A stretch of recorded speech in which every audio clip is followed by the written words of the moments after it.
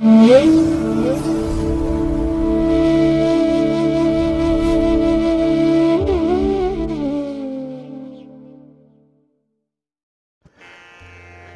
ಮಹಾಗಣಪತಿಯೇ ನಮಃ.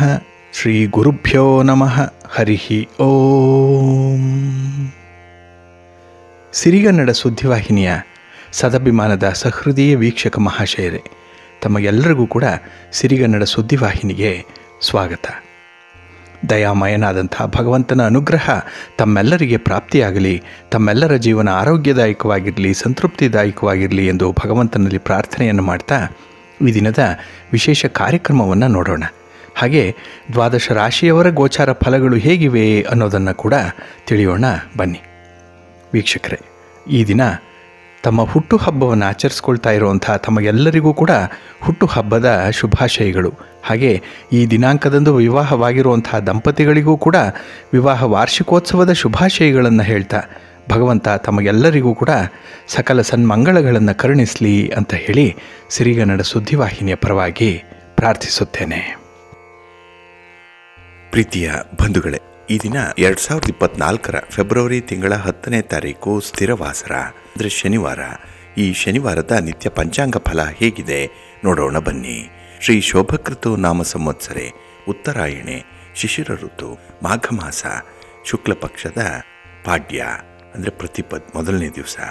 ಈ ತಿಥಿ ಈ ದಿನ ರಾತ್ರಿ 3:14 ಇರುತ್ತೆ. ಈ ದಿನದ ನಕ್ಷತ್ರ ಧನಿಷ್ಠ ನಕ್ಷತ್ರ. ಇದು ಕೂಡ ಈ ದಿನ ರಾತ್ರಿ 10:50 ಇರಲಿದೆ. ಈ ದಿನದ ಕರ್ಣ ಪೂರ್ವಕರ್ಣ ಕಿಂಸ್ತುಘ್ನ. ಇದು ಈ ದಿನ ಮಧ್ಯಾಹ್ನ 2:40 ಇರಲಿದೆ.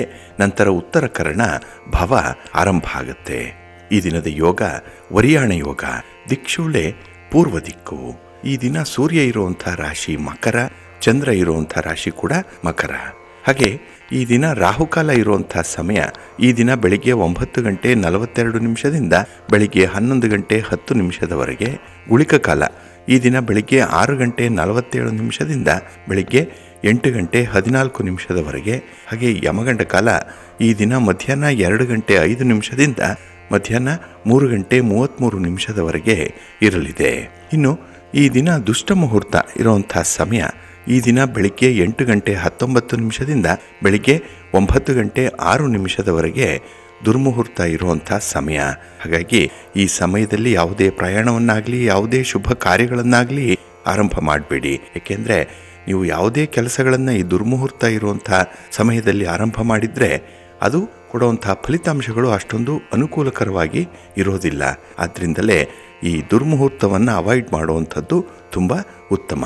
ಇನ್ನು ಈ ದಿನ ಅಭಿಜಿತ್ ಮುಹೂರ್ತ ಇರುವಂಥ ಸಮಯ ಈ ದಿನ ಮಧ್ಯಾಹ್ನ 12:13 ಮಧ್ಯಾಹ್ನ 12:57 ಅಭಿಜಿತ್ ಮುಹೂರ್ತ ಇರುವಂಥ ಸಮಯ. ಹಾಗೆ ವಿಶೇಷವಾಗಿ ಈ ದಿನ ಅಮೃತ ಕಾಲ ಇರುವಂಥ ಸಮಯ ಈ ದಿನ ಬೆಳಿಗ್ಗೆ 11:43 ಮಧ್ಯಾಹ್ನ 1:07 ಅಮೃತ ಕಾಲದ ಸಮಯ.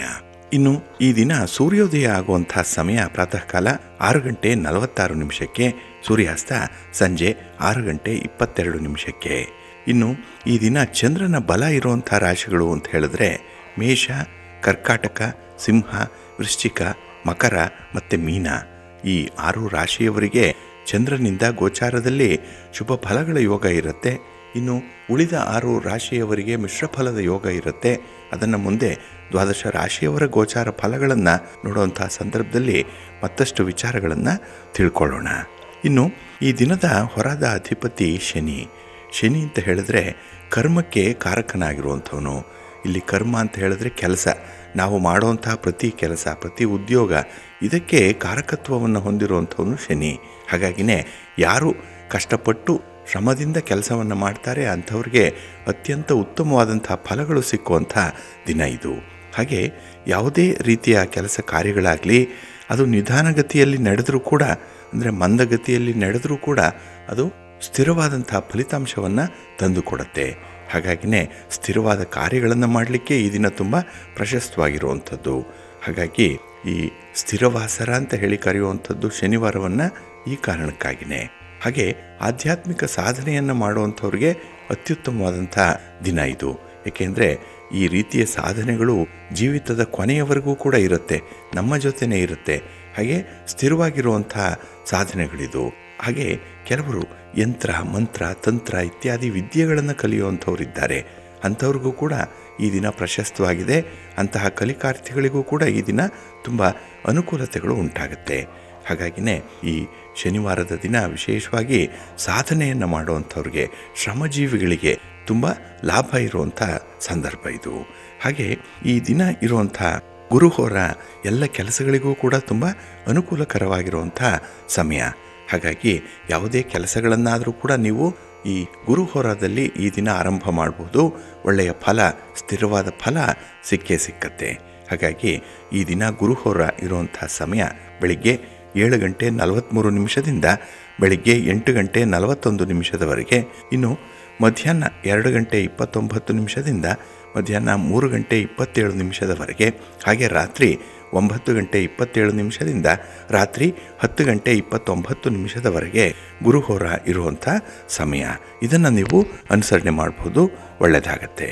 ಆದರೆ ಈ ದಿನ ಇರುವಂಥ ಶನಿ ಹೋರ ಏನಿದೆ ಇದನ್ನು ಸ್ವಲ್ಪ ಅವಾಯ್ಡ್ ಮಾಡಬೇಕಾಗತ್ತೆ.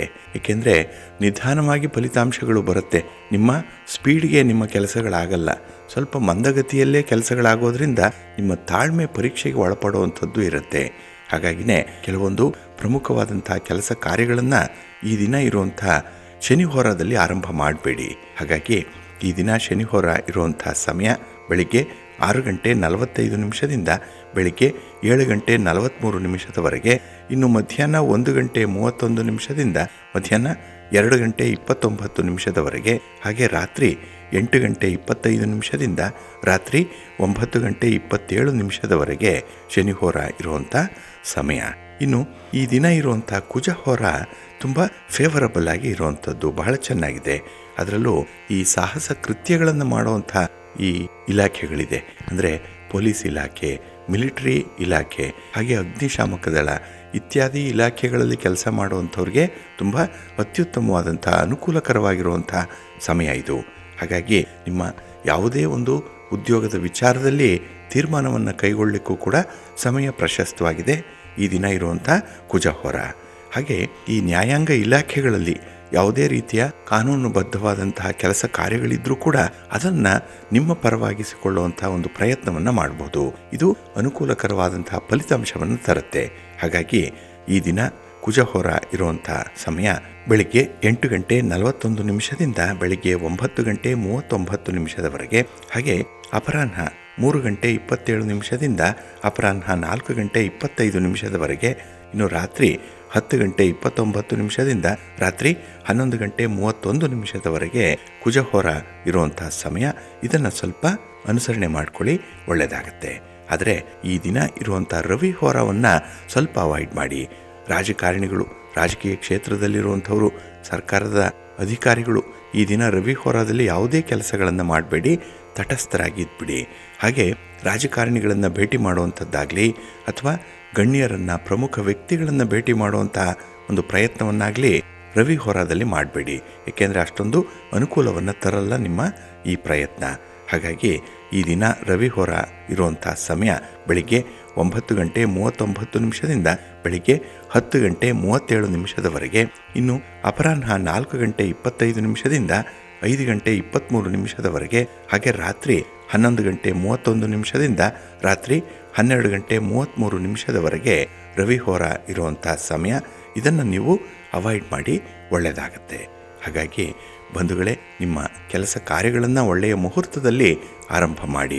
ಒಳ್ಳೆಯ ಸಮಯ ಯಾವುದು ಅನ್ನುವಂಥದ್ದನ್ನು ಮೊದಲು ತಿಳ್ಕೊಳ್ಳಿ. ನಂತರ ನಿಮ್ಮ ಕೆಲಸಗಳನ್ನಾಗಲಿ ನಿಮ್ಮ ಪ್ರಯಾಣವನ್ನಾಗಲಿ ಆರಂಭ ಮಾಡಿ. ಅದಕ್ಕಾಗಿಯೇ ಸಿರಿಗನ್ನಡ ಸುದ್ದಿವಾಹಿನಿ ಪ್ರತಿನಿತ್ಯ ಪ್ರಸಾರ ಮಾಡುವಂಥ ಈ ಪಂಚಾಂಗದ ವಿವರಗಳನ್ನು ಕೇಳಿಸ್ಕೊಳ್ಳಿ. ಇದರಲ್ಲಿ ನಿಮಗೆ ಕೆಲವು ಮಾಹಿತಿಗಳು ಸಿಕ್ಕತ್ತೆ. ಅದನ್ನು ಅನುಸರಣೆ ಮಾಡಿ ನಿಮ್ಮ ಕೆಲಸ ಕಾರ್ಯಗಳನ್ನು ಪ್ರಾರಂಭ ಮಾಡಿಕೊಳ್ಳಿ, ಒಳ್ಳೆಯದಾಗತ್ತೆ. ಒಳ್ಳೆಯ ಫಲಿತಾಂಶಗಳು ನಿಮಗೆ ಸಿಕ್ಕತ್ತೆ. ಪ್ರೀತಿಯ ಬಂಧುಗಳೇ, ಈ ದಿನದ ವಿಶೇಷ ಕಾರ್ಯಕ್ರಮಕ್ಕೆ ತಮಗೆಲ್ಲರಿಗೂ ಕೂಡ ಸ್ವಾಗತವನ್ನು ಹೇಳ್ತಾ, ಈ ದಿನ ನಾವು ಸಂಖ್ಯೆ 8ರಲ್ಲಿ ಹುಟ್ಟಿದಂಥವರ ಗುಣಾವಗುಣಗಳು ಹೇಗಿರುತ್ತೆ ಅನ್ನೋ ವಿಚಾರವನ್ನು ತಿಳ್ಕೊಳ್ಳೋಣ. ಅಂದರೆ ಇಲ್ಲಿ ಸಂಖ್ಯೆ 8 ಅಂತ ಹೇಳಿದ್ರೆ 8ನೇ ತಾರೀಕು 17ನೇ ತಾರೀಕು ಮತ್ತು 26ನೇ ತಾರೀಕು ಜನಿಸಿದಂಥವರ ಫಲಾಫಲಗಳು ಹೇಗಿರುತ್ತೆ ಅನ್ನುವಂಥ ವಿಚಾರವನ್ನು ನೋಡಿದ್ರೆ ಇಲ್ಲಿ ಸಂಖ್ಯೆ 8 ಬಹಳ ವಿಶೇಷವಾದಂತಹ ಸಂಖ್ಯೆ. ಇದಕ್ಕೆ ಅಧಿಪತಿ ಶನಿ. ಹಾಗಾಗಿನೇ ಶನಿ ಗ್ರಹವನ್ನು ಮಂದಗ್ರಹ ಅಂತ ಹೇಳಿ ಕರೆಯುವಂಥದ್ದು. ಇಲ್ಲಿ ಈ ಸಂಖ್ಯೆ 8ರ ಜಾತಕರು ಕೂಡ ಬಹಳ ವಿಶೇಷವಾಗಿ ನಿಧಾನವಾಗಿರ್ತಾರೆ.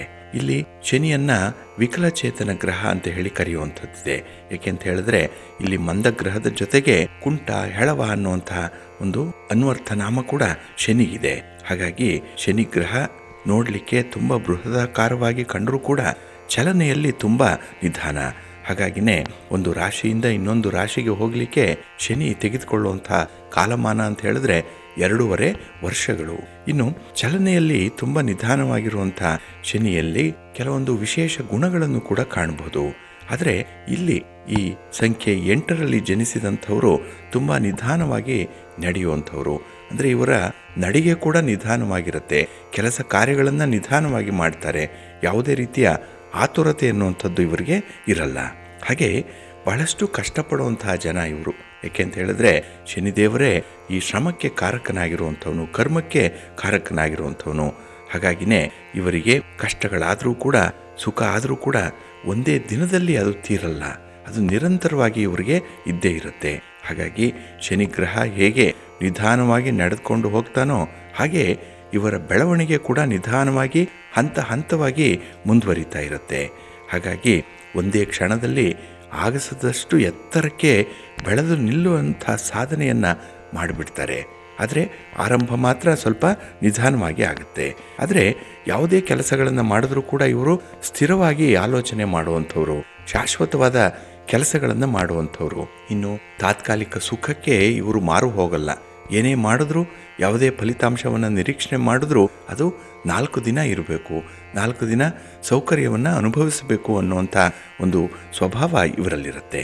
ಆದರೆ ಇವರು ನಡೆಯುವಂತಹ ಸಂದರ್ಭದಲ್ಲಿ ಕಾಲುಗಳಿಗೆ ಪೆಟ್ಟು ಮಾಡಿಕೊಳ್ಳುವಂಥದ್ದು ಇದೆ. ಇನ್ನು ಅಪಘಾತಗಳು ಅಥವಾ ತೊಂದರೆಗಳೇನಾದರೂ ಆದರೆ ಇವರಿಗೆ ಕಾಲಿಗೆ ಮೊದಲು ಅವಘಡಗಳಾಗುತ್ತೆ. ಹಾಗಾಗಿನೇ ಈ ಕಾಲುಗಳನ್ನು ಇವರು ಬಹಳ ಜೋಪಾನವಾಗಿ ನೋಡ್ಕೊಳ್ಬೇಕು. ಇಲ್ಲ ಅಂತ ಹೇಳಿದ್ರೆ ಈ ಕೈಗಳ ಮಧ್ಯದ ಬೆರಳೇನಿದೆ ಅದಕ್ಕೆ ತೊಂದರೆಯಾಗುವಂಥದ್ದು ಸಾಮಾನ್ಯವಾಗಿ ಹಾಗೆ ಆಗುತ್ತೆ.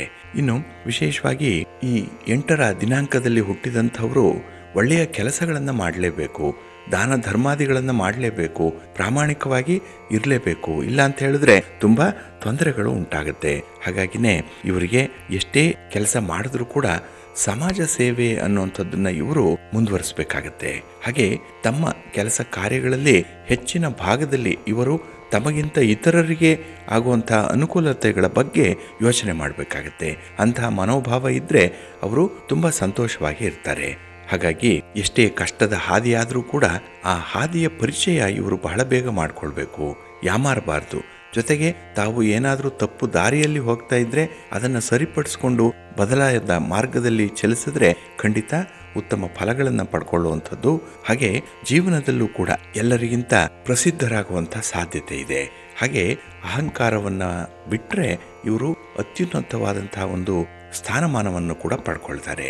ಜಗತ್ತಿನಲ್ಲಿ ಅತಿ ಹೆಚ್ಚು ಬಿಳಿ ಹಣವನ್ನು ಸಂಪಾದನೆ ಮಾಡುವಂಥವರು ಇವರು.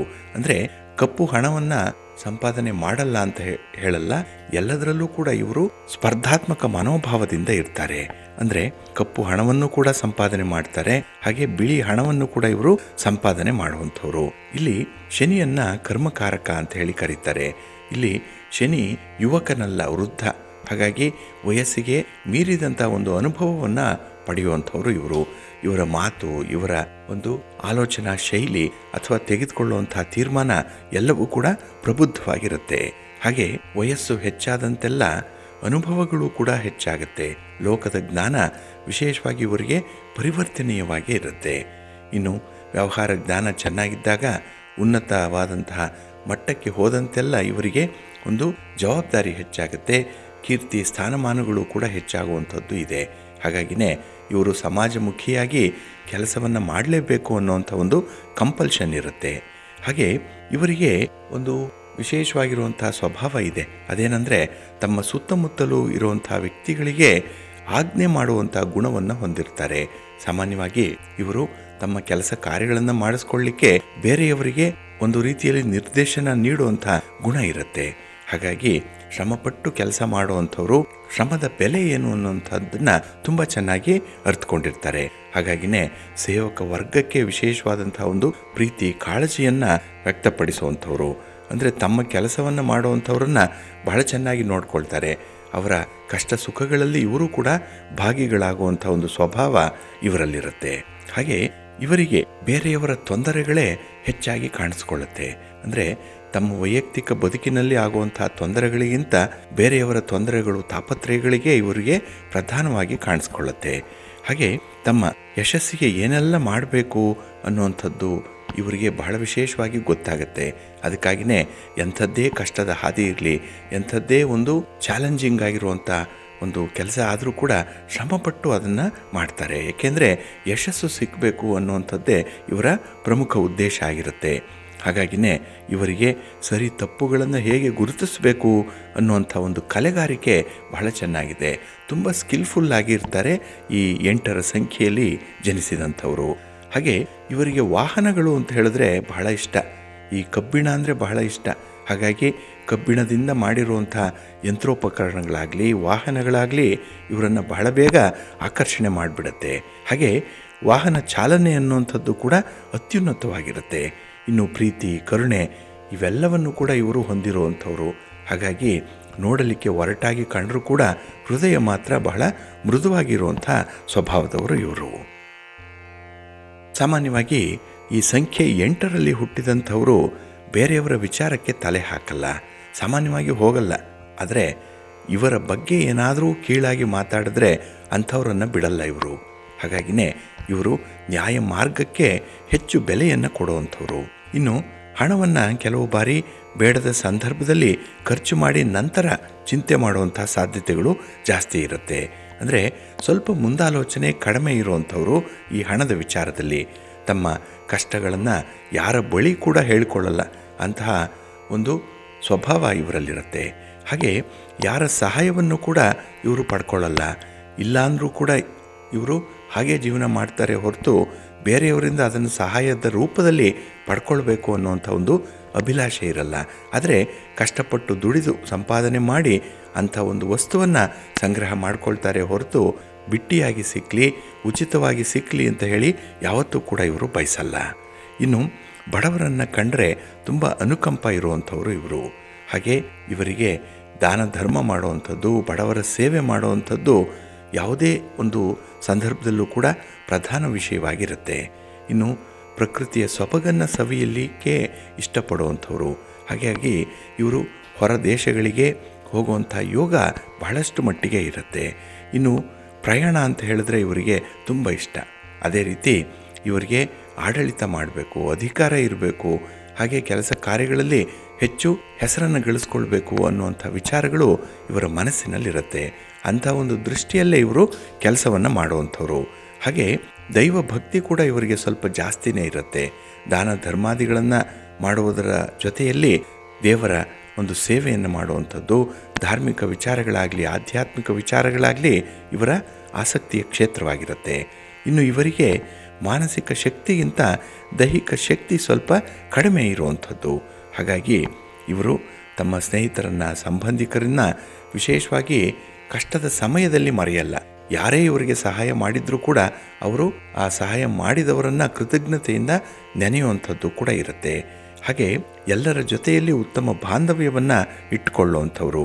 ಇವರನ್ನು ಪ್ರೀತಿಯಿಂದ ಏನಾದರೂ ಕೇಳಿದರೆ ಸದಾ ತಮಗೆ ಇಲ್ಲ ಅಂತ ಹೇಳಿದ್ರೂ ಕೂಡ ಅದನ್ನು ಕೊಡಲಿಕ್ಕೆ ಸಿದ್ಧರಾಗಿರ್ತಾರೆ. ಹಾಗಾಗಿನೇ ಪ್ರೀತಿ, ವಿಶ್ವಾಸಕ್ಕೆ, ಗೆಳೆತನಕ್ಕೆ ಬಹಳ ವಿಶೇಷವಾದಂತಹ ಮರ್ಯಾದೆಯನ್ನು ಕೊಡುವಂಥವ್ರು. ಇವರು ಒಂದು ತರಹದಲ್ಲಿ ನ್ಯಾಯ ದೇವತೆ ಇದ್ದ ಹಾಗೆ ಸರಿ ತಪ್ಪುಗಳನ್ನು ಸರಿಯಾಗಿ ತೂಗಿ ನೋಡುವಂಥವ್ರು. ಹಾಗೆ ಯಾವಾಗಲೂ ಕೂಡ ಇವರು ನ್ಯಾಯದ ಪರವಾಗಿಯೇ ಇರುವಂಥವ್ರು.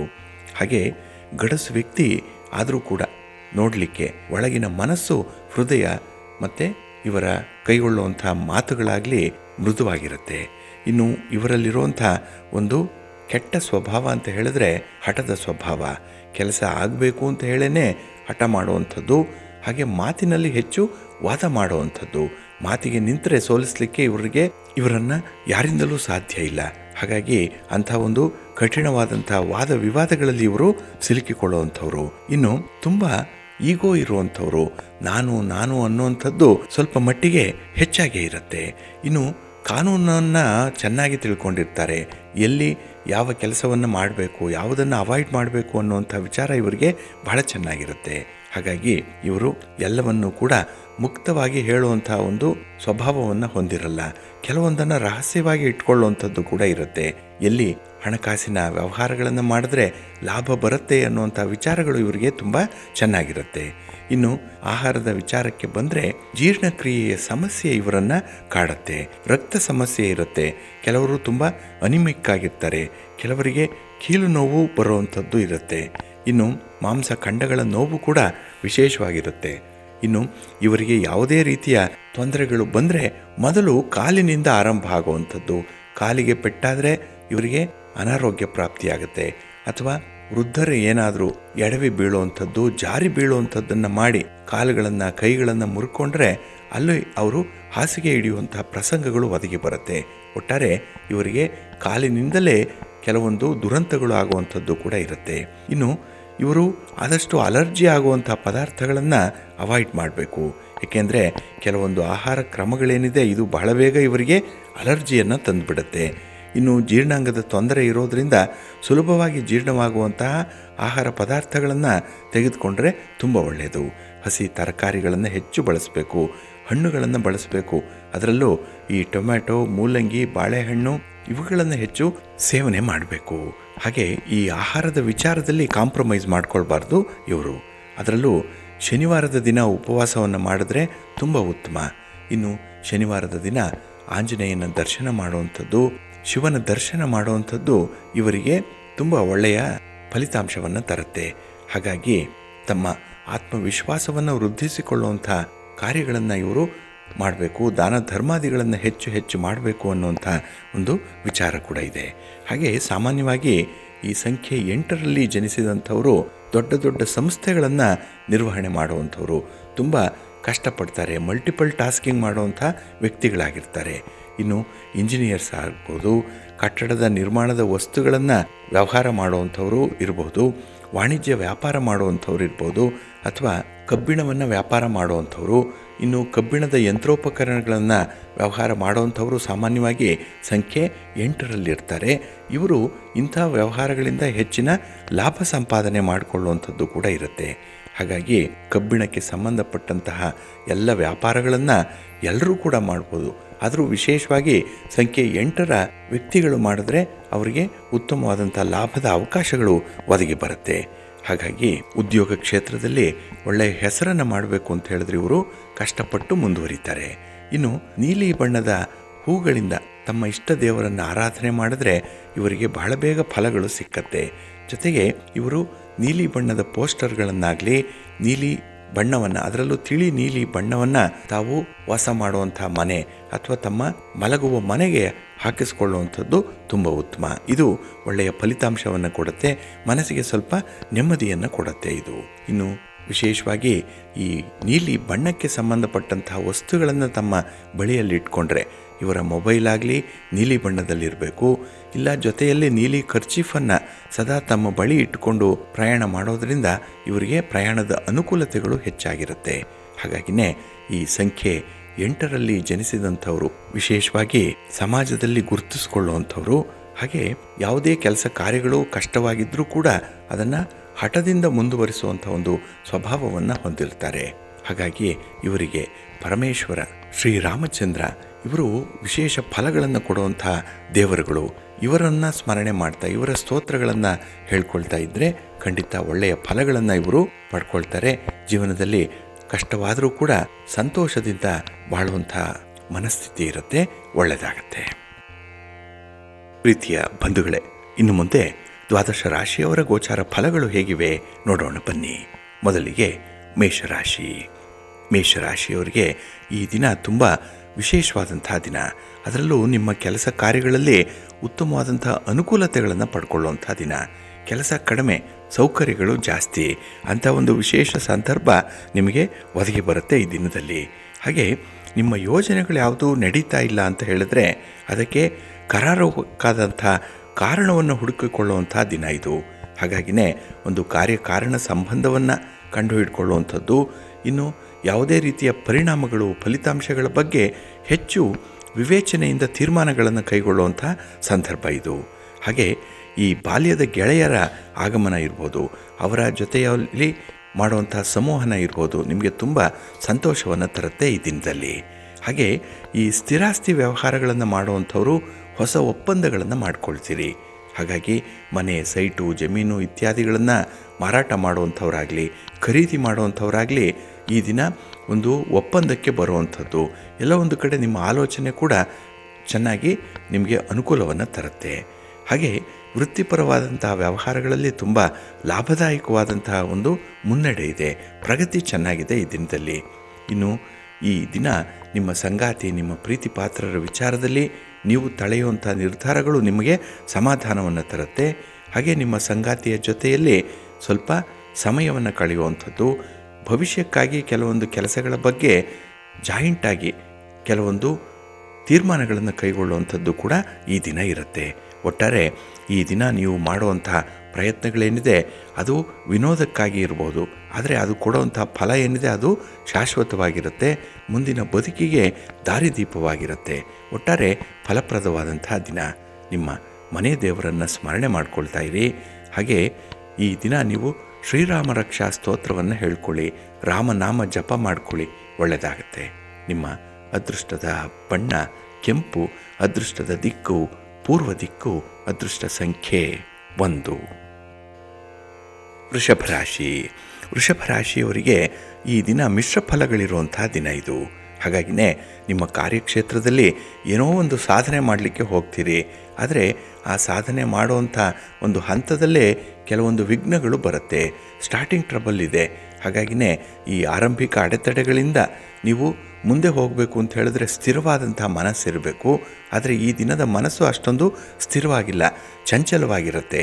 ಹಾಗಾಗಿನೇ ನೀವು ಆಲೋಚನೆ ಮಾಡೋದಕ್ಕೂ ಕೈಗೊಳ್ಳುವಂಥ ವ್ಯವಹಾರಕ್ಕೂ ಒಂದಕ್ಕೊಂದು ಸಂಬಂಧ ಇಲ್ಲದಂಥ ಒಂದು ಪರಿಸ್ಥಿತಿ ಇರುತ್ತೆ. ಹಾಗೆ ಈ ದಿನ ಸಮಸ್ಯೆಗಳ ಮೂಲವನ್ನು ಅರಿಯುವಂಥ ಸಂದರ್ಭದಲ್ಲಿ, ಅವುಗಳಿಗೆ ಪ್ರಯತ್ನವನ್ನು ಮಾಡುವಂಥ ಸಂದರ್ಭದಲ್ಲಿ ನಿಮ್ಮ ತೀರಾ ಹತ್ತಿರದವರೇ, ನಿಮ್ಮ ಸಂಬಂಧಿಕರೇ ನಿಮಗೆ ಸಮಸ್ಯೆಯನ್ನು ತರ್ತಾ ಇದ್ದಾರೆ ಅನ್ನುವಂಥ ವಿಚಾರ ಮನಸ್ಸಿಗೆ ಬರುತ್ತೆ. ಹಾಗಾಗಿನೇ ಅಂಥ ವಿಚಾರಗಳಲ್ಲಿ ಈ ದಿನ ನೀವು ಆತುರದ ನಿರ್ಧಾರಗಳನ್ನು ಕೈಗೊಳ್ತೀರಿ. ಇಲ್ಲಿ ಈ ಸಂಬಂಧಗಳನ್ನು ದೂರ ಮಾಡಿಕೊಳ್ಳುವಂಥ ಸಾಧ್ಯತೆಗಳು ಜಾಸ್ತಿ ಇರುತ್ತೆ. ಹಾಗಾಗಿನೇ ಯಾವುದೇ ಸಂದರ್ಭದಲ್ಲೂ ಕೂಡ ತಾಳ್ಮೆಯನ್ನು ಕಳ್ಕೊಳ್ಬೇಡಿ. ಮೇಲ್ನೋಟಕ್ಕೆ ಕಾಣುವಂಥ ವಿಚಾರಗಳೇ ಶಾಶ್ವತ, ಅದೇ ಸರಿ ಅನ್ನುವಂಥ ಒಂದು ಸಿದ್ಧಾಂತಕ್ಕೂ ಕೂಡ ನೀವು ಬದ್ಧರಾಗಬಾರ್ದು. ಹಾಗಾಗಿ ಪ್ರತ್ಯಕ್ಷ ನೋಡಿದ್ರೂ ಪ್ರಮಾಣಿಸಿ ನೋಡಬೇಕು, ಅಂಥ ವಿಚಾರವನ್ನು ಈ ದಿನ ನೀವು ಅಳವಡಿಸ್ಕೊಳ್ಬೇಕಾಗತ್ತೆ.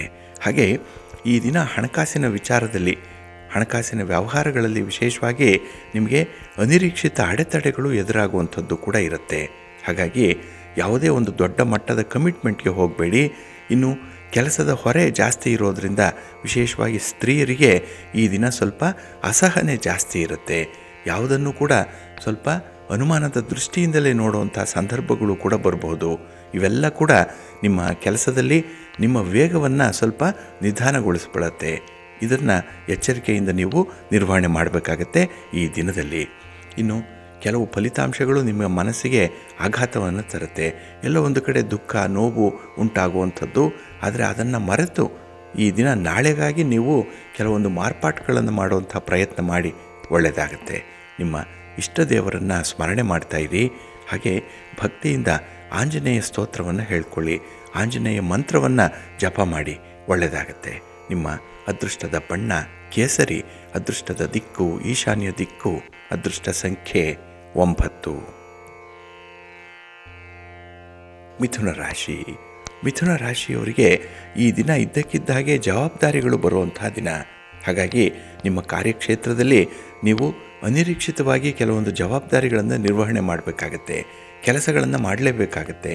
ಅಂಥ ಒಂದು ಕಂಪಲ್ಷನ್ನಲ್ಲಿ ಇರುವಂಥ ದಿನ ಇದು.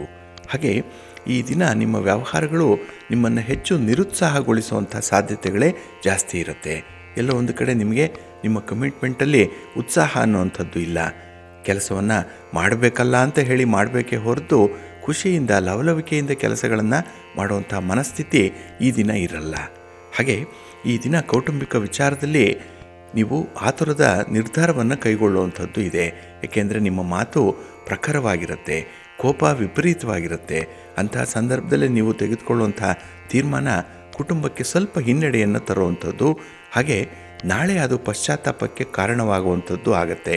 ಹಾಗಾಗಿನೇ ಸ್ವಲ್ಪ ವಿವೇಕದಿಂದ, ಸ್ವಲ್ಪ ತಾಳ್ಮೆಯಿಂದ ಈ ದಿನ ಕುಟುಂಬದ ವ್ಯವಹಾರಗಳನ್ನು ನೀವು ನಿರ್ವಹಣೆ ಮಾಡಬೇಕಾಗತ್ತೆ. ಇನ್ನು ಈ ದಿನ ಯಾರಿಗೂ ಕೂಡ ನಿರ್ದೇಶನ ಮಾಡುವಂಥ ಒಂದು ಪ್ರಯತ್ನವನ್ನು ಮಾಡಬೇಡಿ. ಉಚಿತವಾದ ಸಲಹೆಯನ್ನು ಕೊಡಬೇಡಿ. ಹಾಗೆ ಯಾವ ವ್ಯಕ್ತಿ ಕೇಳದೆ ಏನನ್ನು ಕೂಡ ಮಾಡಬೇಡಿ. ಅವರು ಕೇಳಿದ್ರೆ ಸಹಾಯ ಮಾಡಿ, ಕೇಳಿದ್ರೆ ಅವರ ಕೆಲಸ ಕಾರ್ಯಗಳಲ್ಲಿ ಭಾಗಿಗಳಾಗಿ ಕೈ ಜೋಡಿಸಿ. ಇಲ್ಲ ಅಂತ ಹೇಳಿದ್ರೆ ನಿಮ್ಮ ಕೆಲಸ ಕಾರ್ಯಗಳನ್ನು ನೀವೇ ನೋಡಿಕೊಳ್ಳುವಂಥದ್ದು ಬಹಳ ಉತ್ತಮ. ಇನ್ನು ಈ ದಿನದಲ್ಲಿ ಹಿರಿಯರ ಬಗ್ಗೆ ಕೆಲವೊಂದು ನಿರ್ಧಾರಗಳನ್ನು ಕೈಗೊಳ್ಳುವಂಥದ್ದು, ಹಿರಿಯರ ಬಗ್ಗೆ ನೀವು ತಳೆಯುವಂತಹ ಕೆಲವೊಂದು ಪ್ರಮುಖ ತೀರ್ಮಾನಗಳೇನಿದೆ ಅದು ನಿಮಗೆ ಸ್ವಲ್ಪ ಗೌರವವನ್ನು ನಷ್ಟ ಮಾಡುವಂಥ ಸಾಧ್ಯತೆಗಳಿರುತ್ತೆ. ಹಾಗಾಗಿ ಯಾವುದೇ ಹಿರಿಯರಿರಲಿ, ಯಾವುದೇ ಅಂಗವಿಕಲರಿರಲಿ, ಈ ದಿನ ಸ್ವಲ್ಪ ಕಾಳಜಿ ಕಳಕಳಿಯಿಂದ ಅವರನ್ನು ನೋಡ್ಕೊಳ್ಳಿ. ಅವರ ಬೇಕು ಬೇಡಗಳ ಬಗ್ಗೆ ಸ್ವಲ್ಪ ಕಾಳಜಿ ವಹಿಸಿ, ಒಳ್ಳೆಯದಾಗುತ್ತೆ. ನಿಮ್ಮ ಮನೆ ದೇವರನ್ನು ಸ್ಮರಣೆ ಮಾಡ್ತಾಯಿರಿ. ಈ ದಿನ ಭಕ್ತಿಯಿಂದ ನೀವು ಭೂವರಹ ಸ್ತೋತ್ರವನ್ನು ಹೇಳ್ಕೊಳ್ಳಿ. ಹಾಗಾಗಿ ಭೂತಾಯಿ ಪ್ರಕೃತಿ ಮಾತೆ ನಿಮಗೆ ಉತ್ತಮವಾದಂತಹ ಅನುಕೂಲತೆಗಳನ್ನು ಕಲ್ಪಿಸ್ತಾಳೆ. ನಿಮ್ಮ ಅದೃಷ್ಟದ ಬಣ್ಣ ತಿಳಿ ಹಸಿರು, ಅದೃಷ್ಟದ ದಿಕ್ಕು ಈಶಾನ್ಯ ದಿಕ್ಕು, ಅದೃಷ್ಟ ಸಂಖ್ಯೆ 3. ಕರ್ಕಾಟಕ ರಾಶಿ. ಕರ್ಕಾಟಕ ರಾಶಿಯವರಿಗೆ ಈ ದಿನ ಸಂತೋಷದ ದಿನ. ಅದರಲ್ಲೂ ಕೆಲವು ಕೆಲಸ ಕಾರ್ಯಗಳು ಬಹಳ ಬೇಗ ಫಲಿತಾಂಶವನ್ನು ಕೊಡುತ್ತೆ. ಇದನ್ನು ನೀವು ಅಳವಡಿಸ್ಕೊಂಡಾಗ ನಿಮ್ಮ ಕೆಲಸಗಳ ದಾರಿಯನ್ನು ಬದಲಾವಣೆ ಮಾಡಿಕೊಳ್ಳುವಂಥ ಒಂದು ವಿಶೇಷ ಅವಕಾಶಗಳು ಸಿಕ್ಕುವಂಥ ದಿನ. ಹಾಗಾಗಿನೇ ಹಿಂದೆ ತೆಗೆದುಕೊಂಡಂಥ ತೀರ್ಮಾನದಲ್ಲಿ ಕೆಲವೊಂದು ಅನುಕೂಲತೆಗಾಗಿ ಬದಲಾವಣೆ ಮಾಡಿಕೊಳ್ಳುವಂಥ ಸಾಧ್ಯತೆಗಳು ಈ ದಿನ ಇರುತ್ತೆ. ಹಾಗೆ ಈ ದಿನದ ಕೆಲಸ ಕಾರ್ಯಗಳಲ್ಲಿ ಈ ಆರಂಭಿಕ ಒಂದು ಸಂತೋಷ ಏನಿದೆ ಅದು ಹೆಚ್ಚು ಉತ್ಸಾಹವನ್ನು ತರುತ್ತೆ, ಆತ್ಮವಿಶ್ವಾಸವನ್ನು ಹೆಚ್ಚಿಸುತ್ತೆ. ಹಾಗಾಗಿನೇ ಕೆಲಸಗಳನ್ನು ಮಾಡಬೇಕು ಅನ್ನುವಂಥ ಒಂದು ಕಮಿಟ್ಮೆಂಟ್ ಲೆವೆಲ್ ಈ ದಿನ ಬಹಳಷ್ಟು ಮಟ್ಟಿಗೆ ಚೆನ್ನಾಗಿರುತ್ತೆ. ಇನ್ನು ಮಿತ್ರರ ನೆರವಿನಿಂದ ಸಾಲದ ಬಾಧೆಗಳಿರುವಂಥವರು ಹೊರಬರ್ತೀರಿ, ಸಾಲವನ್ನು ತೀರಿಸ್ತೀರಿ, ಹಣಕಾಸಿನ ನೆರವು ನಿಮಗೆ ಒದಗಿ ಬರುತ್ತೆ. ಹಾಗಾಗಿನೇ ನಿಮ್ಮ ವ್ಯಾಪಾರ ವ್ಯವಹಾರದ ಚಟುವಟಿಕೆಗಳು ಬಹಳ ಸುಗಮವಾಗಿ ನಡೆಯುತ್ತೆ ಈ ದಿನದಲ್ಲಿ. ಹಾಗೆ ಈ ದಿನ ವೃತ್ತಿಪರವಾದಂತಹ ವ್ಯವಹಾರಗಳಲ್ಲಿ ಏನೋ ಒಂದು ಅನುಕೂಲ ಇದೆ, ಅಧಿಕಾರಿಗಳ ಬೆಂಬಲ ಇದೆ, ಸರ್ಕಾರದ ಕಾನೂನುಗಳು ನಿಮ್ಮ ಪರವಾಗಿರುತ್ತೆ. ಒಟ್ಟಾರೆ ನಿಮ್ಮ ಪ್ರಯತ್ನಗಳು ಸ್ವಲ್ಪ ಕಷ್ಟ ಅನಿಸಿದ್ರೂ ಕೂಡ ಸುಗಮವಾಗಿ ನಡೆಯುತ್ತೆ. ಉತ್ತಮವಾದಂತಹ ಒಂದು ಫಲಿತಾಂಶವನ್ನು ಅದು ತಂದುಕೊಡುತ್ತೆ. ಹಾಗೆ ಈ ದಿನ ನಿಮ್ಮ ಸಂಗಾತಿ, ನಿಮ್ಮ ಪ್ರೀತಿ ಪಾತ್ರರ ಜೊತೆಯಲ್ಲಿ ಮಾತಿನ ಘರ್ಷಣೆಗಳಾಗುವಂಥದ್ದು ಇರುತ್ತೆ. ಮಾತಿಗೆ ಮಾತು ಬೆಳೆಯುತ್ತೆ, ವಾದ ವಿವಾದಗಳು ಆಗುವಂಥದ್ದು. ಆದರೆ ನಿಮ್ಮ ಒಂದು ಪ್ರಬುದ್ಧವಾದಂತಹ ನಡೆ ಅಥವಾ ನಿಮ್ಮ ಒಂದು ಮೆಚ್ಯೂರ್ ಟಾಕ್ ಏನಿದೆ, ಇದರಿಂದ ಅಂಥವರನ್ನು ಕೂಡ ನೀವು ನಿಮ್ಮ ನಿಯಂತ್ರಣದಲ್ಲಿ ಇಟ್ಕೊಳ್ತೀರಿ. ಅಂಥ ಒಂದು ಸೆಳೆತ ಬಹಳ ಚೆನ್ನಾಗಿದೆ. ಈ ದಿನ ನಿಮ್ಮ ಮನೆ ದೇವರನ್ನು ಸ್ಮರಣೆ ಮಾಡಿಕೊಳ್ಳಿ. ಹಾಗೆ ಭಕ್ತಿಯಿಂದ ಸುಬ್ರಹ್ಮಣ್ಯ ಸಹಸ್ರನಾಮವನ್ನು ಹೇಳ್ಕೊಳ್ಳಿ. ಸುಬ್ರಹ್ಮಣ್ಯ ಸ್ವಾಮಿಯ ದರ್ಶನ ಮಾಡಿ. ಈ ದಿನ ಒಳ್ಳೆಯದಾಗುತ್ತೆ. ನಿಮ್ಮ ಅದೃಷ್ಟದ ಬಣ್ಣ ಬಿಳುಪು, ಅದೃಷ್ಟದ ದಿಕ್ಕು ಈಶಾನ್ಯ ದಿಕ್ಕು, ಅದೃಷ್ಟ ಸಂಖ್ಯೆ 1. ಸಿಂಹರಾಶಿ. ಸಿಂಹರಾಶಿಯವರಿಗೆ ಈ ದಿನ ವಿಶೇಷವಾಗಿ ಕೆಲವು ಕೆಲಸ ಕಾರ್ಯಗಳನ್ನು ವಿಶೇಷ ರೀತಿಯಲ್ಲಿ ಗುರುತಿಸುವಂತಹ ದಿನ. ಹಾಗಾಗಿ ಮಾಮೂಲಿಗಿಂತ ಈ ದಿನ ನಿಮ್ಮ ಕಲಾವಂತಿಕೆ ಚೆನ್ನಾಗಿರುತ್ತೆ, ನಿಮ್ಮ ನೈಪುಣ್ಯ ಚೆನ್ನಾಗಿದೆ ಈ ದಿನದಲ್ಲಿ. ಇನ್ನು ವಿಶೇಷತೆ ಅಂತ ಹೇಳಿದ್ರೆ ನಿಮ್ಮ ಕಾರ್ಯವೈಖರಿಯಿಂದಲೇ ಎಲ್ಲರನ್ನು ಮೆಚ್ಚಿಸ್ತೀರಿ, ಎಲ್ಲರ ಗಮನವನ್ನು ಸೆಳೆಯುವಂಥ ವ್ಯಕ್ತಿತ್ವ ಈ ದಿನ ನಿಮ್ಮಲ್ಲಿ ಪ್ರಖರವಾಗಿ ಕಾಣಿಸ್ಕೊಳ್ಳುತ್ತೆ.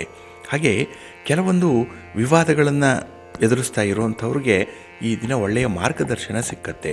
ಗುರುಗಳೋ ಹಿರಿಯರೋ ನಿಮ್ಮ ಆಪ್ತರೋ ಬಂಧುಗಳೋ ಈ ದಿನ ನಿಮ್ಮನ್ನು ಸಂಕಷ್ಟದಿಂದ ಪಾರು ಮಾಡುವಂತಹ ಒಂದು ಒಳ್ಳೆಯ ಮಾರ್ಗದರ್ಶನವನ್ನು ಮಾಡ್ತಾರೆ.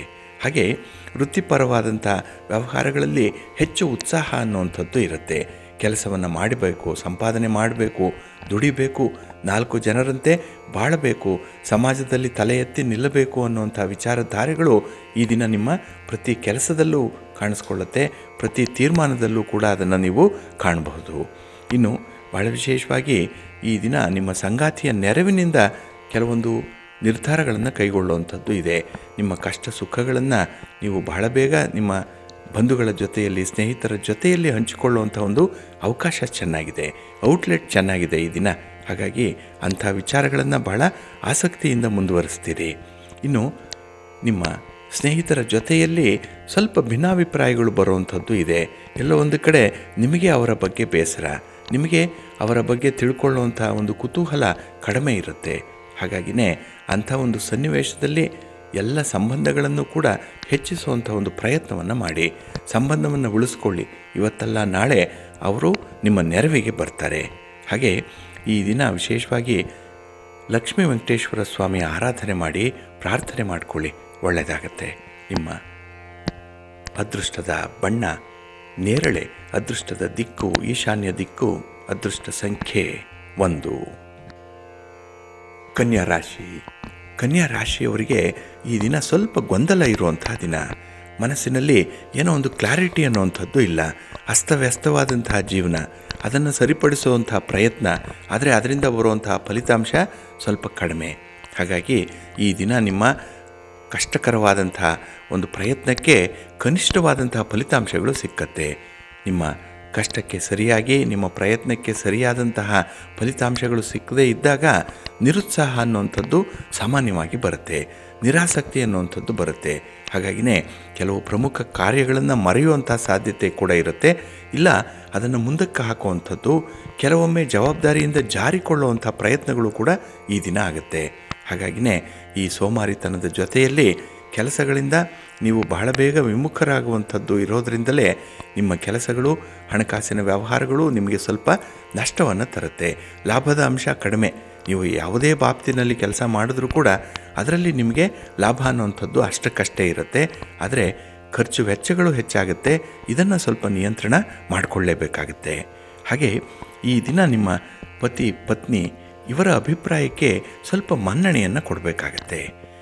ಯಾವುದೇ ಒಂದು ವಿಚಾರದಲ್ಲೂ ಭಿನ್ನಾಭಿಪ್ರಾಯಗಳು ಬರ್ತಾ ಇದ್ದರೆ ಅಲ್ಲಿ ನಿಮ್ಮ ಮಾತನ್ನು ತಟಸ್ಥವಾಗಿರಿಸ್ಬಿಡಿ, ಮಾತಿಗೆ ಹೋಗಬೇಡಿ, ವಾದಕ್ಕೆ ಹೋಗಬೇಡಿ. ಇಂತಹ ಸಂದರ್ಭವನ್ನು ಬಹಳ ಸೂಕ್ಷ್ಮವಾಗಿ ನೀವು ನೋಡಬೇಕಾಗತ್ತೆ. ಹಾಗೆ ಈ ದಿನ ನಿಮ್ಮ ಯಶಸ್ಸಿನ ಪ್ರಭಾವ ಏನಿದೆ ಅದು ನಿಮ್ಮನ್ನು ಮತ್ತಷ್ಟು ಕೆಲಸ ಕಾರ್ಯಗಳಲ್ಲಿ ತೊಡಗಿಸ್ಕೊಳ್ಳುತ್ತೆ. ಆದರೆ ಈ ಒಂದು ಯಶಸ್ಸನ್ನು ನೀವು ತುಲನೆ ಮಾಡುವಂಥದ್ದು ಅಥವಾ ಅದನ್ನು ಸರಿಯಾಗಿ ನೋಡುವಂಥ ಕ್ರಮ ಏನಿದೆ ಅದು ನಿಮಗೆ ಈ ದಿನ ಸಿದ್ಧಿಸಲ್ಲ. ಹಾಗಾಗಿ ಒಳ್ಳೆಯದನ್ನೂ ಕೂಡ ಈ ದಿನ ನೀವು ಅನುಮಾನದಲ್ಲಿ ನೋಡ್ತೀರಿ. ಹಾಗೆ ನಿಮಗೆ ಸಹಾಯ ಮಾಡಲಿಕ್ಕೆ ಬಂದವರನ್ನು ಕೂಡ ಈ ದಿನ ನೀವು ತಿರಸ್ಕಾರ ಮಾಡ್ತೀರಿ. ಹಾಗಾಗಿನೇ ಸ್ವಲ್ಪ ವಿವೇಚನೆ ಕಡಿಮೆ ಇರುವಂಥ ಸಂದರ್ಭದಲ್ಲಿ ಅನರ್ಥಗಳು ಜಾಸ್ತಿ ಆಗುತ್ತೆ, ಅವಘಡಗಳು ಜಾಸ್ತಿ ಆಗುತ್ತೆ. ಸ್ವಲ್ಪ ಜಾಗ್ರತೆ. ನಿಮ್ಮ ಇಷ್ಟ ದೇವರನ್ನು ಆರಾಧನೆ ಮಾಡ್ಕೊಳ್ಳಿ, ಗಣಪತಿಯನ್ನು ಈ ದಿನ ಸ್ಮರಣೆ ಮಾಡ್ಕೊಳ್ಳಿ, ಪ್ರಾರ್ಥನೆ ಮಾಡ್ಕೊಳ್ಳಿ, ಪೂಜೆ ಮಾಡಿ, ಒಳ್ಳೆಯದಾಗತ್ತೆ. ನಿಮ್ಮ ಅದೃಷ್ಟದ ಬಣ್ಣ ಗುಲಾಬಿ, ಅದೃಷ್ಟದ ದಿಕ್ಕು ಈಶಾನ್ಯ ದಿಕ್ಕು, ಅದೃಷ್ಟ ಸಂಖ್ಯೆ 1. ತುಲಾರಾಶಿ. ತುಲಾರಾಶಿಯವರಿಗೆ ಈ ದಿನ ಹಣಕಾಸಿನ ವ್ಯವಹಾರಗಳಲ್ಲಿ ನಷ್ಟ ಉಂಟಾಗುವಂಥ ದಿನ. ಯಾವುದೇ ಒಂದು ವ್ಯವಹಾರಕ್ಕೆ ಕೈ ಹಾಕಿದ್ರೂ ಕೂಡ ಅದು ಪರಿಪೂರ್ಣವಾಗಿ ನಡೆಯಲ್ಲ. ಎಲ್ಲ ಒಂದು ಕಡೆ ಕೆಲಸಗಳು ಮುಂದಕ್ಕೆ ಹೋಗುವಂಥದ್ದು, ಮಾಡುವಂಥ ಪ್ರಯತ್ನ ಎಷ್ಟೇ ಕಷ್ಟವಾಗಿದ್ದರೂ ಕೂಡ, ಎಷ್ಟೇ ಖರ್ಚಾದರೂ ಕೂಡ ಅದು ನಿಮಗೆ ಒಳ್ಳೆಯ ಫಲಿತಾಂಶವನ್ನು ಕೂಡ ತರಲ್ಲ. ಹಾಗಾಗಿ ಬಹಳ ನಿಧಾನವಾಗಿ ಫಲಿತಾಂಶಗಳು ಬರುವಂಥ ಸಂದರ್ಭ ಇದು ನಿಮಗೆ. ಹಾಗೆ ಸಮಾಜದಲ್ಲಿ ಗೌರವ ಸ್ಥಾನಮಾನಗಳನ್ನು ಪಡ್ಕೊಳ್ಳುವಂಥದ್ದು ಇದೆ. ನಿಮ್ಮ ಕೆಲಸಗಳಿಂದ ಅಂತಹ ಒಂದು ವಿಶೇಷ ಸ್ಥಾನ ನಿಮಗೆ ಸಿಕ್ಕತ್ತೆ. ಆದರೆ ಅದನ್ನು ಉಳಿಸ್ಕೊಳ್ಳುವಂಥ ಪ್ರಯತ್ನ ಈ ದಿನ ಮಾತ್ರ ಪ್ರಬಲವಾಗಿರುತ್ತೆ. ಹಾಗಾಗಿ ಒಂದು ಹೆಸರನ್ನು ಸಂಪಾದನೆ ಮಾಡಿಕೊಳ್ಳುವಂಥದ್ದು ಸುಲಭ, ಆದರೆ ಅದನ್ನು ಉಳಿಸ್ಕೊಳ್ಳುವಂಥದ್ದು ಎಷ್ಟು ಕಷ್ಟ ಅನ್ನುವಂಥ ವಿಚಾರಧಾರೆ ನಿಮ್ಮ ಮನಸ್ಸಿಗೆ ಬರುತ್ತೆ ಈ ದಿನ. ಹಾಗೆ ಈ ದಿನದಲ್ಲಿ ಯಾವುದೇ ಕೆಲಸ ಕಾರ್ಯಗಳಲ್ಲಿ ನಿಮಗೆ ಸಹಾಯ ಮಾಡಿರುವಂಥವ್ರನ್ನು ಈ ದಿನ ಸ್ಮರಣೆ ಮಾಡಿಕೊಳ್ಳಿ, ಕೃತಜ್ಞತೆಯನ್ನು ಹೇಳಿ, ಅವ್ರಿಗೂ ಕೂಡ ಒಂದು ಪ್ರತಿ ಸಹಾಯವನ್ನು ಮಾಡುವಂಥ ಅವಕಾಶವನ್ನು ನೀವೇ ಸೃಷ್ಟಿ ಮಾಡಿಕೊಳ್ಬೇಕಾಗತ್ತೆ. ಇನ್ನು ಕೆಲವೊಂದು ಹೂಡಿಕೆಗಳು ಈ ದಿನ ನಿಮಗೆ ಅಷ್ಟಾಗಿ ಲಾಭವನ್ನು ತರಲ್ಲ. ಹಾಗಾಗಿನೇ ಈ ದೊಡ್ಡ ಮಟ್ಟದಲ್ಲಿ ಕಮಿಟ್ಮೆಂಟ್ಗೆ ಈ ದಿನ ಹೋಗಬೇಡಿ. ಇನ್ನು ಒತ್ತಡಕ್ಕೆ ಬಲಿಯಾಗುವಂಥದ್ದು, ದಾಕ್ಷಿಣ್ಯಕ್ಕೆ ಒಳಗಾಗುವಂಥದ್ದು, ಇಂತಹ ಸನ್ನಿವೇಶಗಳು ಈ ದಿನ ಬಂದ್ಬಿಡುತ್ತೆ. ಆದರೆ ಸ್ವಲ್ಪ ಎಚ್ಚರಿಕೆಯಿಂದ ಅದನ್ನು ನೀವು ತಿರಸ್ಕರಿಸಬೇಕಾಗತ್ತೆ. ಇನ್ನು ನಿಮ್ಮ ಆರೋಗ್ಯ ಪರಿಸ್ಥಿತಿಯನ್ನು ಈ ದಿನ ನೀವು ಗಮನಿಸಬೇಕು. ಕುಟುಂಬಸ್ಥರ ಅನಾರೋಗ್ಯ ಕಾರಣಕ್ಕಾಗಿಯೇ ಈ ದಿನ ಓಡಾಟ ಇದೆ, ಖರ್ಚಿದೆ. ಆದರೆ ಮನಸ್ಸಿಗೆ ಎಲ್ಲೋ ಒಂದು ಕಡೆ ಅತೃಪ್ತಿಯ ಭಾವ ಬಹಳಷ್ಟು ಕಾಡುತ್ತೆ ಈ ದಿನದಲ್ಲಿ. ಹಾಗೆ ಎಲ್ಲವೂ ಇದೆ, ಏನನ್ನೂ ಕೂಡ ಅನುಭವಿಸುವಂಥ ಸ್ಥಿತಿಯಲ್ಲಿ ಇಲ್ಲ ಅನ್ನುವಂಥ ಒಂದು ಒಂಟಿತನದ ಭಾವನೆ ಕೂಡ ನಿಮ್ಮನ್ನು ಈ ದಿನ ಕಾಡುತ್ತೆ. ಅದಕ್ಕಾಗಿಯೇ ಈ ದಿನ ಶಿವ ಪಾರ್ವತಿಯರ ದರ್ಶನ ಮಾಡಿ ಲಕ್ಷ್ಮೀ ವೆಂಕಟೇಶ್ವರ ಸ್ವಾಮಿಯ ಪ್ರಾರ್ಥನೆ ಮಾಡಿಕೊಳ್ಳಿ, ಒಳ್ಳೆಯದಾಗುತ್ತೆ. ನಿಮ್ಮ ಅದೃಷ್ಟದ ಬಣ್ಣ ಬಿಳುಪು, ಅದೃಷ್ಟದ ದಿಕ್ಕು ಉತ್ತರ ದಿಕ್ಕು, ಅದೃಷ್ಟ ಸಂಖ್ಯೆ 3. ವೃಶ್ಚಿಕ ರಾಶಿ. ವೃಶ್ಚಿಕ ರಾಶಿಯವರಿಗೆ ಈ ದಿನ ಅನುಕೂಲಕರವಾಗಿರುವಂಥ ದಿನ, ಲಾಭದಾಯಕವಾಗಿರುವಂಥ ದಿನ. ಮುಟ್ಟಿದ್ದೆಲ್ಲ ಚಿನ್ನ ಅಂತಾರೆ, ಆ ರೀತಿ ನೀವು ಮಾಡುವಂಥ ಪ್ರತಿ ಕೆಲಸದಲ್ಲೂ ಕೂಡ ನಿಮಗೆ ತೃಪ್ತಿ ಅನ್ನುವಂಥದ್ದು ಇದೆ. ಅದರಿಂದ ಒಂದು ಪರೋಕ್ಷವಾದಂತಹ ಲಾಭವನ್ನು ಕೂಡ ನೀವು ಅನುಭವಿಸ್ತೀರಿ. ಸೌಕರ್ಯಗಳು ಚೆನ್ನಾಗಿರುತ್ತೆ. ಹಾಗಾಗಿ ನಿಮ್ಮನ್ನು ಭಾಳ ಶ್ರದ್ಧೆಯಿಂದ ನೋಡಿಕೊಳ್ಳುವಂಥವರೇ ಈ ದಿನ ಹೆಚ್ಚಾಗಿರ್ತಾರೆ. ನಿಮ್ಮ ಸಹೋದ್ಯೋಗಿಗಳಾಗಲಿ, ನಿಮ್ಮ ಕುಟುಂಬಸ್ಥರಾಗಲಿ, ನಿಮ್ಮ ಸಂಗಾತಿಯಾಗಲಿ, ಸ್ನೇಹಿತರಾಗಲಿ, ಬಂಧುಗಳಾಗಲಿ ಈ ದಿನ ನಿಮ್ಮ ಯೋಗಕ್ಷೇಮ, ನಿಮ್ಮ ಆರೋಗ್ಯ, ಇದರ ಬಗ್ಗೆ ಅವರ ಕಳಕಳಿ ಎಷ್ಟಿದೆ ಅನ್ನುವಂಥದ್ದು ವ್ಯಕ್ತವಾಗುತ್ತೆ. ಹಾಗೆ ಯಾವುದೇ ಒಂದು ವಿಚಾರದಲ್ಲೂ ಕೂಡ ಈ ದಿನ ನೀವು ತೆಗೆದುಕೊಳ್ಳುವಂಥ ತೀರ್ಮಾನ ಏನಿದೆ ಅದು ನಿಮ್ಮ ಮನಸ್ಸಿಗೆ ಸಂತೋಷವನ್ನು ತರುತ್ತೆ. ಹಾಗಾಗಿಯೇ ಆತ್ಮಶುದ್ಧಿಗಾಗಿ, ಆತ್ಮ ಒಂದು ಸಂತೋಷಕ್ಕಾಗಿ ಈ ದಿನ ನೀವು ಕೆಲಸಗಳನ್ನು ಹೆಚ್ಚು ಹೆಚ್ಚು ಮಾಡುವಂಥದ್ದು ಕೂಡ ಇದೆ. ಹಾಗೆ ಈ ದಿನ ಕೆಲವೊಮ್ಮೆ ಏಕಾಗ್ರತೆಯನ್ನು ಕಳ್ಕೊಳ್ಳುವಂಥ ಸಂದರ್ಭದಲ್ಲಿ ನೀವು ಸ್ವಲ್ಪ ಶ್ರಮ ಪಡುವಂಥದ್ದು ಇದೆ. ಅಂದರೆ ಮನಸ್ಸಿಟ್ಟು ಕೆಲಸ ಮಾಡಬೇಕು ಅಂತ ಹೇಳಿ ಕಷ್ಟಪಡ್ತೀರಿ, ಆದರೆ ಮನಸ್ಸು ಇನ್ಯಾವುದೋ ಕೆಲಸಕ್ಕೆ ಇಷ್ಟಪಡುವಂಥದ್ದು ಇರುತ್ತೆ. ಹಾಗಾಗಿ ಮನಸ್ಸನ್ನು ನಿಮ್ಮ ದಾರಿಗೆ ತಂದು ಅದನ್ನು ಸರಿಪಡಿಸಿಕೊಳ್ಳುವಂಥ ಪ್ರಯತ್ನ ಏನಿದೆ ಅದು ಬಹಳ ವಿಶೇಷವಾಗಿ ನಿಮ್ಮ ಗಮನಕ್ಕೆ ಬರ್ತಾ ಇರುತ್ತೆ. ಅದನ್ನು ನೀವು ಈ ದಿನ ಫೀಲ್ ಮಾಡ್ಬೋದು. ಹಾಗೆ ಈ ಭಾವನೆಗಳಿಗೆ ಹೆಚ್ಚು ಬೆಲೆ ಕೊಡೋದ್ರಿಂದಲೇ ಈ ದಿನದ ಕೆಲಸ ಕಾರ್ಯಗಳಲ್ಲಿ ನಿಮಗೆ ಆಸಕ್ತಿ ಅನ್ನುವಂಥದ್ದು ಕಡಿಮೆ ಆಗುತ್ತೆ. ಜೊತೆಗೆ ಕೆಲಸಗಳನ್ನು ಸ್ವಲ್ಪ ಶ್ರಮಪಟ್ಟೇ ಮಾಡಬೇಕಾಗತ್ತೆ. ಕುಟುಂಬಸ್ಥರ ಬೆಂಬಲ ಸಹಾಯಕ್ಕೆ ನಿಮಗೆ ಸರಿಯಾದಂಥ ಸಮಯಕ್ಕೆ ಒದಗಿ ಬರಲ್ಲ. ಇನ್ನು ಬಹಳ ವಿಶೇಷ ಅಂತ ಹೇಳಿದ್ರೆ, ಬಹಳ ದಿನಗಳಿಂದ ಇದ್ದಂಥ ಸಮಸ್ಯೆ ಒಂದು ಈ ದಿನ ಮುಕ್ತಿಯನ್ನು ಕಾಣುತ್ತೆ. ಸಮಸ್ಯೆಯನ್ನು ಪರಿಹಾರ ಮಾಡ್ಕೊಳ್ತೀರಿ. ಇಲ್ಲಿ ಮನಸ್ಸು ನಿರಾಳವಾಗುತ್ತೆ. ಇದರ ಒಂದು ಸಾರಾಂಶ ಏನು ಅಂತ ಹೇಳಿದ್ರೆ, ನೀವು ಕಷ್ಟಪಟ್ಟರೆ ಈ ದಿನ ನಾಳೆಯ ದಿನ ಉತ್ತಮ ಫಲವನ್ನು ಪಡ್ಕೊಳ್ಳಿಕ್ಕೆ ಅವಕಾಶಗಳು ವಿಪುಲವಾಗಿರುತ್ತೆ ಅನ್ನುವಂಥದ್ದನ್ನು ಮನಸ್ಸಿಗೆ ತಂದುಕೊಳ್ಬೇಕು. ಇದು ನಿಮಗೆ ಈ ದಿನ ಸಿಕ್ಕುವಂಥ ಒಂದು ಪಾಠ. ಅದಕ್ಕಾಗಿಯೇ ನಿಮ್ಮ ಇಷ್ಟ ದೇವರನ್ನು ಆರಾಧನೆ ಮಾಡಿಕೊಳ್ಳಿ. ಹಾಗೆ ಭಕ್ತಿಯಿಂದ ಈ ದಿನ ನೀವು ಅನ್ನಪೂರ್ಣೇಶ್ವರಿ ಸ್ತೋತ್ರವನ್ನು ಹೇಳ್ಕೊಳ್ಳಿ. ಪಾರ್ವತೀ ದೇವಿಯ ದರ್ಶನವನ್ನು ಮಾಡಿಕೊಳ್ಳಿ, ಒಳ್ಳೆಯದಾಗತ್ತೆ. ನಿಮ್ಮ ಅದೃಷ್ಟದ ಬಣ್ಣ ತಿಳಿ ಹಸಿರು, ಅದೃಷ್ಟದ ದಿಕ್ಕು ಈಶಾನ್ಯ ದಿಕ್ಕು, ಅದೃಷ್ಟ ಸಂಖ್ಯೆ 1. ಧನುರಾಶಿ. ಧನುರಾಶಿಯವರಿಗೆ ಈ ದಿನ ವಾಕ್ಸ್ಥಾನದಲ್ಲಿ ಚಂದ್ರ ಇದ್ದಾನೆ. ಇಲ್ಲಿ ವಾಕ್ ಅಂದರೆ ಮಾತು. ಹಾಗಾಗಿ ಈ ಮಾತಿನಿಂದ ಈ ದಿನ ನಿಮಗೆ 2 ರೀತಿಯ ವಿಶೇಷತೆಗಳು ಉಂಟಾಗುತ್ತೆ. ಒಂದು, ಮಾತಿನಿಂದ ಅನರ್ಥಗಳು ಉಂಟಾದರೆ, ಮಾತಿನಿಂದ ನಿಮ್ಮ ಗೌರವ ಕಡಿಮೆ ಆದರೆ, ಇನ್ನೊಂದು ಕಡೆ ಮಾತಿನಿಂದಲೇ ನೀವು ಕೆಲವೊಂದು ವಿಚಾರಗಳಲ್ಲಿ ಪ್ರಭುತ್ವವನ್ನು ಸಾಧನೆ ಮಾಡ್ತೀರಿ, ನಿಮ್ಮ ತನವನ್ನು ಉಳಿಸ್ಕೊಳ್ತೀರಿ. ಹಾಗಾಗಿಯೇ ಈ ಮಾತಿನಲ್ಲಿ ಎಕ್ಸ್ಟ್ರೀಮ್ ಎಂಡ್ಸನ್ನು ನೋಡುವಂಥ ಒಂದು ದಿನ ಇದು. ಕೆಲವೊಂದು ಕಡೆ ಅನುಕೂಲ ತಂದರೆ ಕೆಲವೊಂದು ಕಡೆ ಅನಾನುಕೂಲವನ್ನು ತರುತ್ತೆ. ಹಾಗಾಗಿಯೇ ಈ ಮಾತನ್ನು ಸ್ವಲ್ಪ ಬ್ಯಾಲೆನ್ಸ್ ಆಗಿ ಇಟ್ಕೊಳ್ಳುವಂಥದ್ದು, ಹಾಗೆ ಈ ಸರಿದೂಗಿಸುವಂಥ ಪ್ರಯತ್ನ ಇದೆಯಲ್ಲ, ಇದು ನಿಮಗೆ ಒಂದು ದೊಡ್ಡ ಟಾಸ್ಕ್ ಇವತ್ತು. ಅದನ್ನು ನಿಭಾಯಿಸಬೇಕು, ನಿರ್ವಹಣೆ ಮಾಡಬೇಕಾಗತ್ತೆ. ಹಾಗೆ ಕೆಲವರ ವರ್ತನೆ ನಿಮಗೆ ಮಾನಸಿಕವಾಗಿ ಜರ್ಜರಿತವಾಗುವಂಥದ್ದು, ಮಾನಸಿಕ ಅಶಾಂತಿಯನ್ನು ಉಂಟು ಮಾಡುವಂಥದ್ದು ಆಗಿರುತ್ತೆ. ಆದರೆ ಎಲ್ಲವನ್ನು ಸಹಿಸಿಕೊಳ್ಳುವಂಥ ತಾಳ್ಮೆ ಈ ದಿನ ಇರಬೇಕು. ಯಾವುದಕ್ಕೂ ಕೂಡ ಕೂಡಲೇ ರಿಯಾಕ್ಟ್ ಮಾಡಬೇಡಿ. ಸ್ವಲ್ಪ ನಿಧಾನ ಮಾಡಿ ಸಾಧಕ ಬಾಧಕಗಳನ್ನು ನೋಡಿಕೊಳ್ಳಿ. ಆ ಕೆಲಸ ಅವರ ದೃಷ್ಟಿಯಲ್ಲಿ ಯಾಕಾಗಿ ಹಾಗಾಯಿತು ಅನ್ನುವಂಥ ವಿಚಾರವನ್ನು ಮಾಡಬೇಕು. ನಿಮ್ಮ ದೃಷ್ಟಿಕೋನದಿಂದ ಕೆಲಸವನ್ನು ನೋಡಬಾರ್ದು. ನಿಮ್ಮ ಅಳತೆಯಲ್ಲಿ ವ್ಯಕ್ತಿಯ ವ್ಯಕ್ತಿತ್ವವನ್ನು ತೂಗಿ ನೋಡಬಾರ್ದು. ಹಾಗಾಗಿಯೇ ಅದರದ್ದೇ ಆದಂತಹ ಒಂದು ಸ್ಪೇಸ್ ಇದೆ.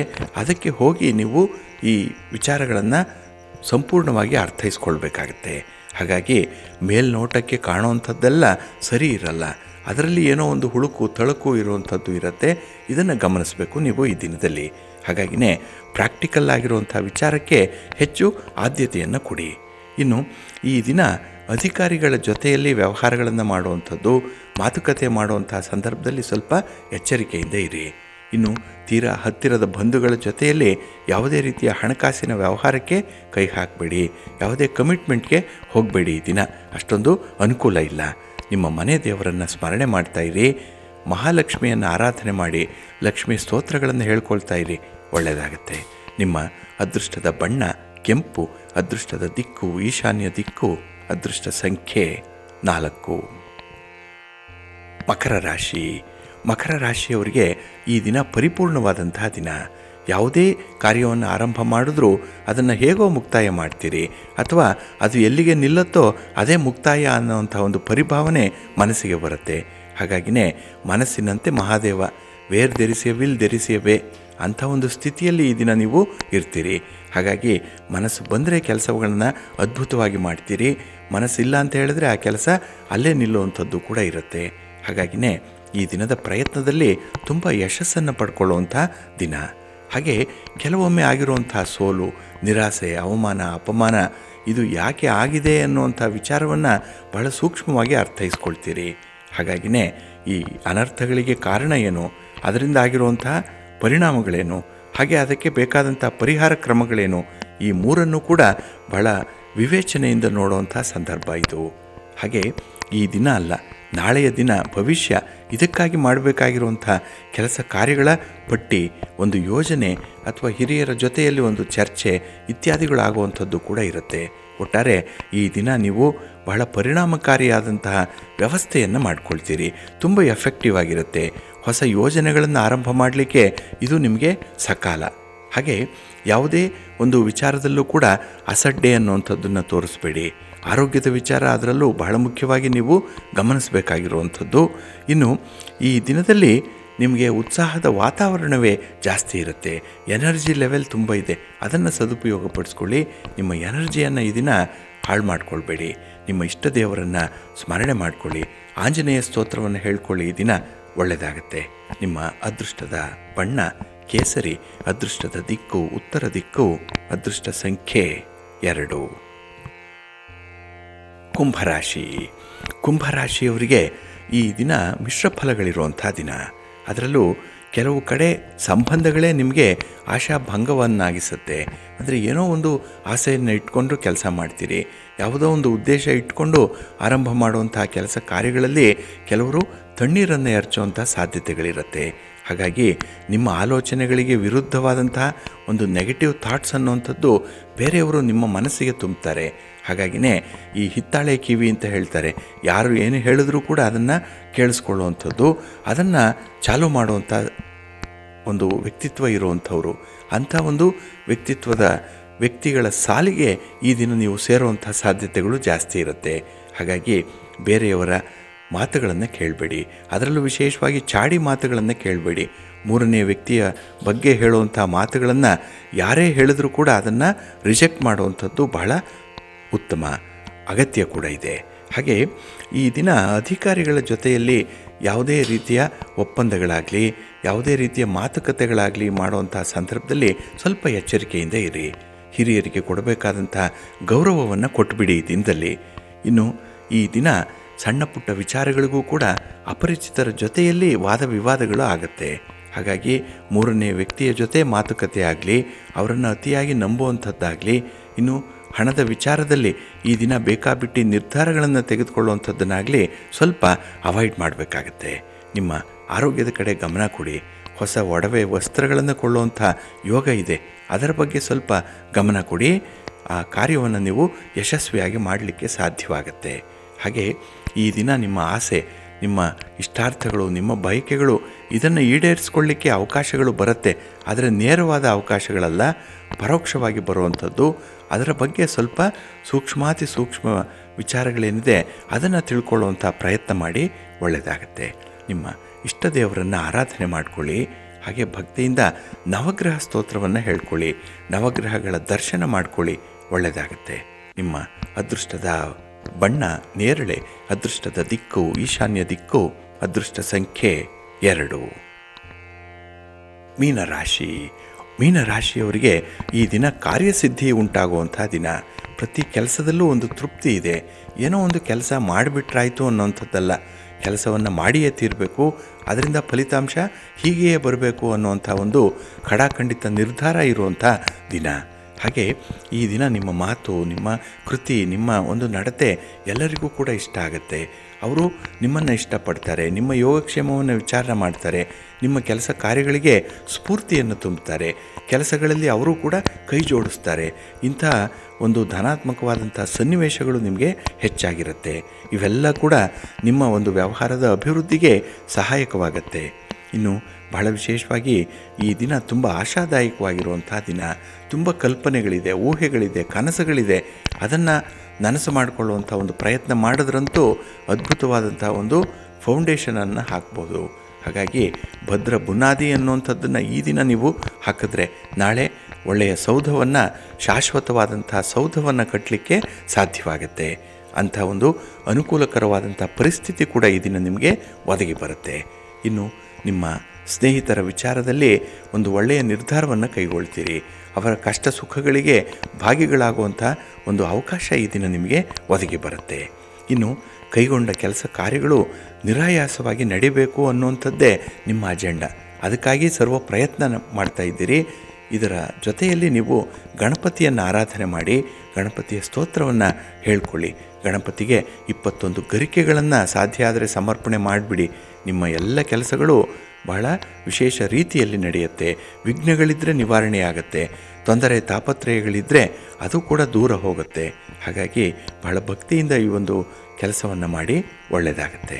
ನಿಮ್ಮ ಅದೃಷ್ಟದ ಬಣ್ಣ ತಿಳಿ ನೀಲಿ, ಅದೃಷ್ಟದ ದಿಕ್ಕು ಈಶಾನ್ಯ ದಿಕ್ಕು, ಅದೃಷ್ಟ ಸಂಖ್ಯೆ 3.